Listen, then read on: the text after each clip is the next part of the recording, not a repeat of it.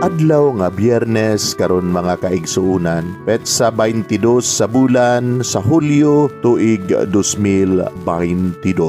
Ato karong gisaulog ang kapistahan ni Santa Maria Magdalena. Ang pagbasa kinutlo gikan sa Ebanghelyo sumala ni San Juan, kapitulo 20, bersikulo 1 ngadto sa 2 o bersikulo 11 ngadto sa 18. Sayo sa buntag sa unang adlaw sa semana, samtang ngit-ngit pa, si Maria Magdalena miadto sa lubnganan og nakita niya nga ang bato naligid na gikan sa baba sa lubnganan. Midagan siya og miadto kang Simon Pedro og sa tinun-an nga gimahal ni Jesus og giingna niya sila. Gikuha nila sa lubnganan ang Ginoo og wala kami mahibalo kung hain nila ibutang siya. Apan si Maria nagtindog nga naghilak didto sa gawas sa lubnganan. Unya miyuko siya aron paglili sa lubnganan og nakita niya didto ang duha ka anghel nga nagbistig puti og naglingkod sa dapit nga nahimutangan sa lawas ni Jesus. Ang usa didto dapit sa uluhan og ang usa dapit sa tiilan. Babay, nganong naghilak ka man? Sila nangutana kaniya. Si Maria mitubag, ila man gud nga gikuha ang akong Ginoo ug wala ako mahibalo kun hain nila ibutang siya. Sa pagkahuman niyag sulti ni ini, milingi siya ug iyang nakita si Jesus nga nagbarog didto. Apan wala siya makaila nga si Jesus di ay kadto. Babay, nganong naghilak ka man? Nangutana si Jesus kaniya. Kinsa man ang imong gipangita? Nagtuo si Maria nga siya mao ang hardinero. Busa, miingon siya kaniya, kung ikaw mao'y nagkuha kaniya, tug-ani ako kung hain mo siya ibutang, kay kuhaon ko siya. Si Jesus mingon kaniya, Maria. Og si Maria miatubang kang Jesus og mingon sa Hebreo, Rabunay, nga sa ato pa magtutudlo. Unya giingnan siya ni Jesus, ayaw ako hikapa kay wala pa ako makabalik sa amahan. Adtua hinuon ang akong kaigsuunan og suginli sila nga muadto ako sa akong amahan og inyong amahan, sa akong Dios og inyong Dios. Busa, gisuginlan ni Maria Magdalena ang mga tinun-an nga nakakita siya sa Ginoo o gisaysay niya kanila ang gisulti ni Jesus kaniya. Mga igsoon, ang Ebanghelyo sa Ginoo. Daygon ikaw, o Kristo.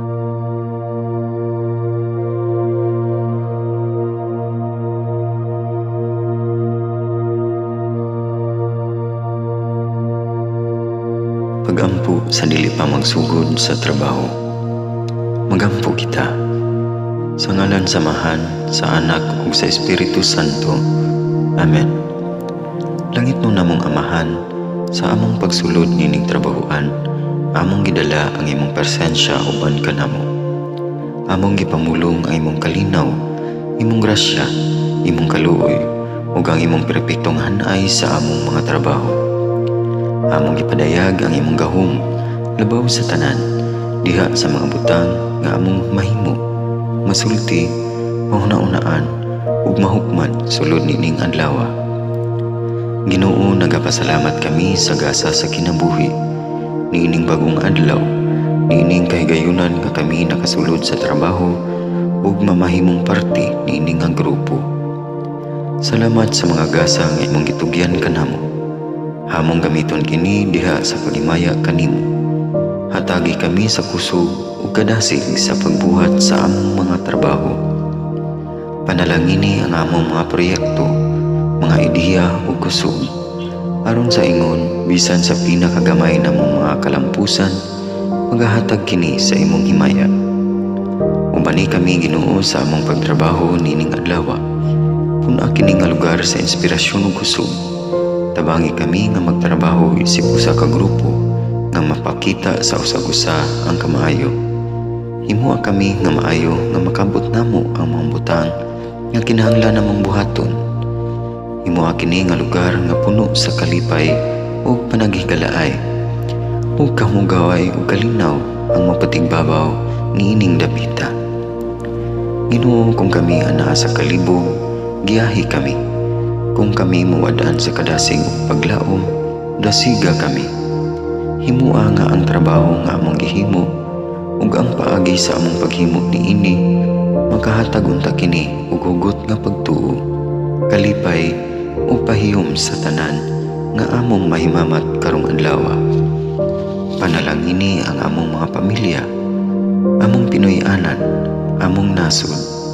Himua nga magmatidud-anon kami sa pagtagad ug pag-amuma sa kalikupan ug sa tanang may kinabuhi diha sa pagbuhat kanamo sa pagkabuot sa imong pangandoy alang sa hustisya ug kagawasan. O Ginoo, sa among pagbiya nining lugara, tagay kami sa imong panalangin ug kaluoy sa among pagbiyahe. Panalangini ang among mga pamilya ug Pinoy-anan nga anaon ta sa mayong kahimtang sama sa among pagbiya kanila. Ginoo, salamat sa tanang butang nga imong nabuhat, sa tanang butang nga imong gibuhat ug sa tanang butang nga imong buhaton pa. Sa ngalan ni Jesus, among giampo diha sa tumang pagigugma ug pagpasalamat. Amen. Sa ngalan sa Amahan, sa Anak ug sa Espiritu Santo. Amen.